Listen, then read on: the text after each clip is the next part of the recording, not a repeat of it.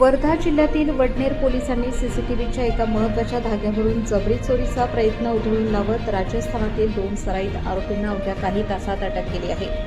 हिंगणघाट तालुक्यातील छोटी आरवी येथील दाम्पत्याला चाकूचा धाक दाखवत सोन्याचे दागिने हिसकावण्याचा प्रयत्न झाल्यानंतर पोलिसांनी तातडीने तपास सुरू केला। टोल नाक्यावरील सीसीटीव्ही फुटेजच्या बारकाईने विश्लेषण, नाकाबंदी आणि अचूक नियोजनाच्या जोरावर आरोपींना जेरबंद करण्यात आले। आरोपींकडून महिंद्रा XUV 500 वाहन, विविध राज्यांच्या नंबर प्लेट्स, मोबाईल, फास्टॅग, धारधार चाकू असा तब्बल 12.68 लाखांचा मुद्देमाल जप्त करण्यात आला।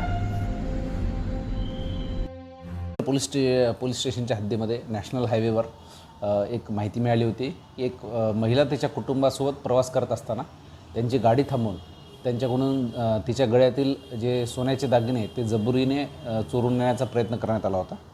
अशी माहिती प्राप्त होताच ठाणेदार वडनेर, ठाणेदार समुद्रपूर त्यांची सर्व टीम, त्याचबरोबर नाईटचे पेट्रोलिंग अधिकारी, आम्ही सर्व ठिकाणी नाकाबंदी लावली। नाकाबंदीमध्ये एक संशयित व्हेकल मिळून आलं। या व्हेकलमध्ये 2 जे रेकॉर्डवरचे आरोपी आहेत, विशाल सिंग गवारिया आणि सावरमल लोहार, हे 2 आरोपी मिळून आले आणि त्यांच्याकडून चाकू जप्त करण्यात आला। तसेच त्या गाडीमध्ये जी XUV 500 गाडी होती त्या गाडीमध्ये 6 नंबर प्लेट ज्या आहेत त्या मिळून आलेल्या आहेत आणि पुढील तपास त्याचा सुरू आहे।